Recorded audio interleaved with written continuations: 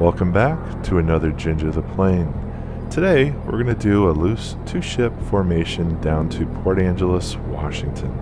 That beautiful blue and white Cessna 180 you see there, 2482 Charlie, is owned and flown by my good friend Rick.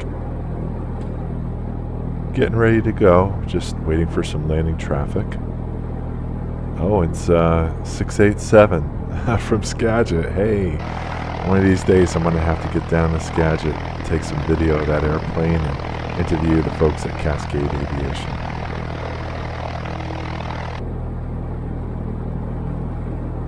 Cessna 687, turn right taxiway Foxtrot, contact ground. And turn right taxiway Foxtrot, contact down, Skyhawk 12687.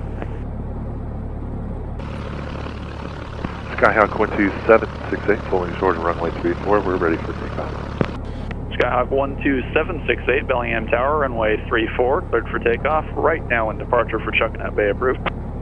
34, clear for takeoff, right now with departure, so good day.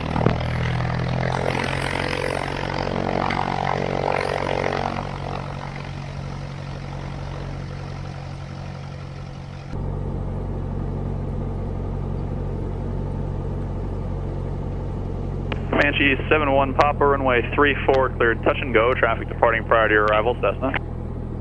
71 Papa is cleared, touch and go on 34.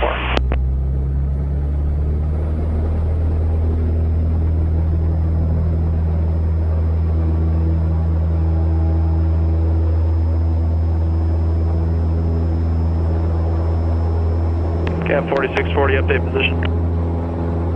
4640, I'm at the bridge over the river. Cab 4640, roger.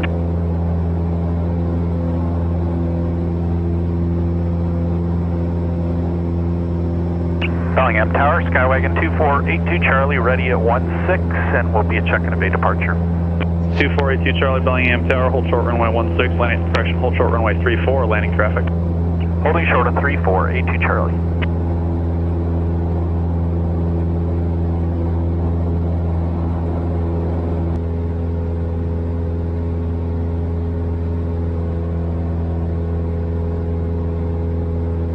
Bellingham Tower, Cherokee 3290 Quebec, over Chuckanut Point at 2,500.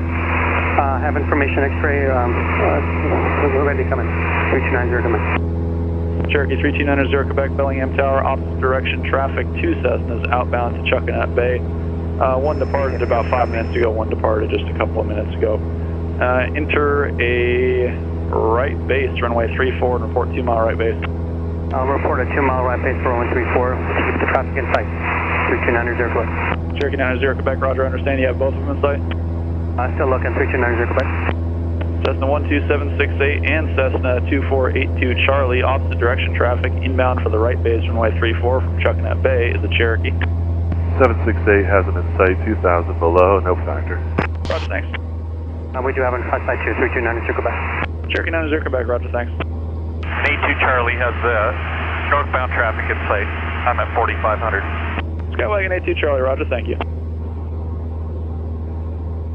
This winter in the Pacific Northwest has been a tough one. We've had a lot of rain, and we've had a lot of morning marine layer fog that's just socked in airports. If you get any time to fly at all, it's usually later in the day, like around 3 to 4 p.m. Today is absolutely spectacular. You can already see out on the horizon, though, that there is some marine layer still lingering around the counties to the south of where Bellingham is. As we get a little further into this flight, it becomes even thicker and it forces a few decisions.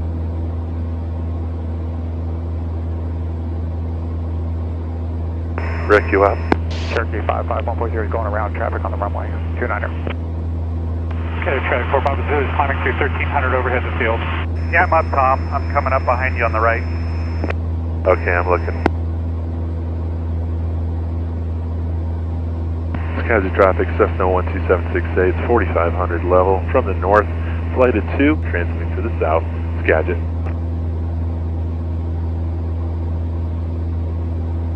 Skagit traffic, 082 Charlie Papa is on short final runway 29 Skagit.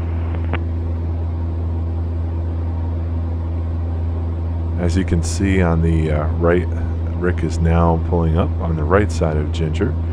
We're about 600-700 feet apart from each other. We had decided prior to the flight to keep a very loose echelon formation.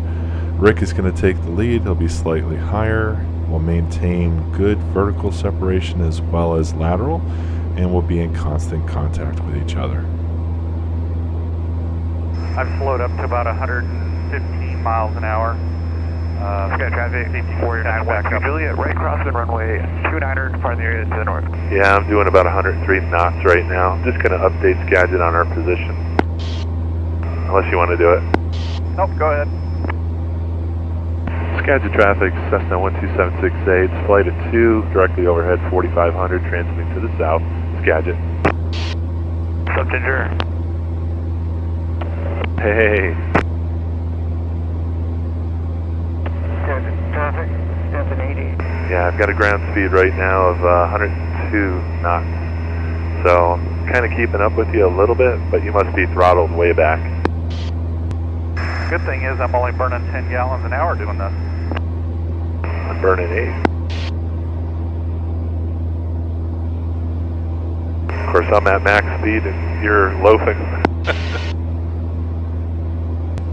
Yeah, Russ, Port Angeles reporting 1300 overcast.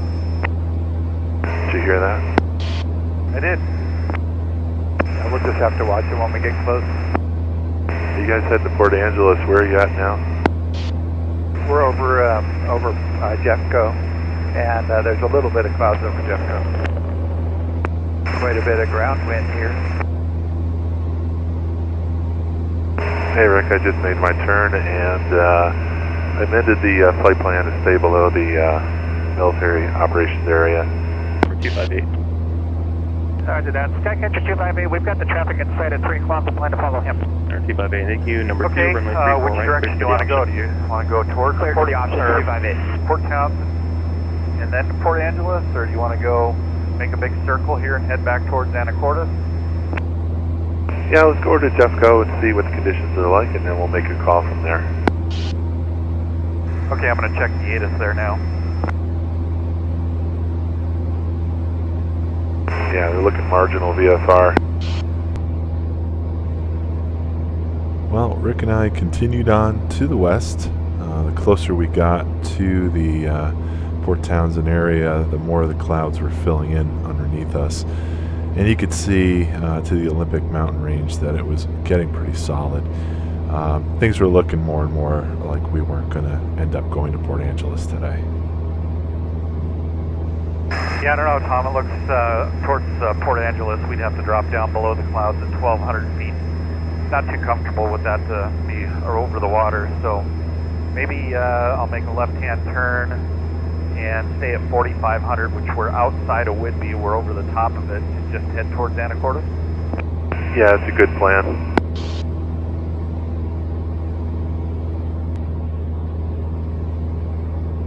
Turning north now, Tom. Roger.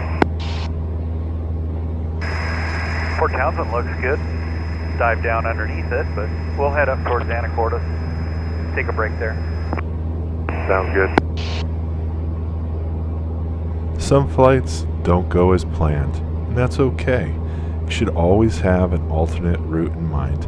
We knew that the marine layer could be thick in parts down these ways, and getting out to Port Angeles was going to be probably a 50-50 proposition.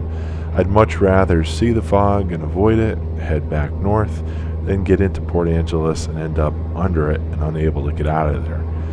Rick and I made our way north. We bypassed Anacortes, went out over the islands. His 180 is just so much faster that he ended up back at Bellingham about 15-20 minutes before me. And it was just a great rest of the flight. I'll put a few more scenes of the clouds and beauty over the islands. And as always, thank you so much for visiting the channel. If you haven't subscribed, please consider doing so. Please leave a like. And I always enjoy your comments. So thanks so much, everybody. Have a great rest of your week. And I'll see you again in the next episode of Ginger the Plane. Take care.